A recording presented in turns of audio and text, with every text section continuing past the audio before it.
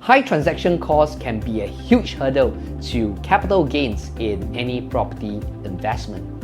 Hey there, it's just Ryan here. Today, we're going to talk about a significant hurdle on the path to capital gains in property investment, and that is the high transaction costs.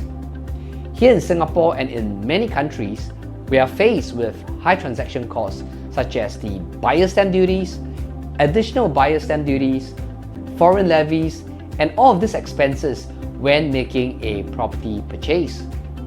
These expenses are sunken costs. Once paid, they will never come back.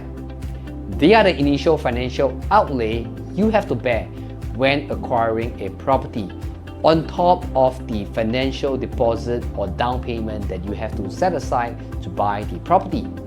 Now, what does this mean for your investment? It simply means that your property has to work extra hard to first break even on this cost before you could start to see a profit. Sometimes it might take even 3 to 5 years or more of growth just to cover these initial expenses. But wait, there's more. In several countries like Australia and the UK and Japan, they impose capital gain tax regime on property profits, regardless of when you sell. So, what does that do? It basically reduces your net profit. It's like a chunk taken out of your hard-earned gains, reducing your overall ROI. Now, why does all this matter to you as the investor? These sunken expenses can significantly reduce the attractiveness of investing in such markets, further limiting the investment demand for such properties in this market.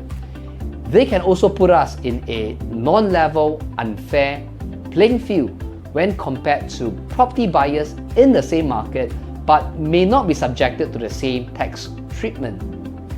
Fortunately, here in New Zealand, there are no foreigner tax or levies, no stamp duties, and no ABSD when investing in a property by a Singaporean, and no capital gain tax for new builds if they are sold after a 5 years period.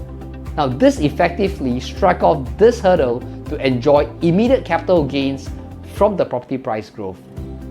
If you are keen to know how you could invest in the New Zealand market and take advantage of the tax policy for Singaporeans, and how you could potentially diversify and scale your real estate wealth, feel free to reach out to me with a private message.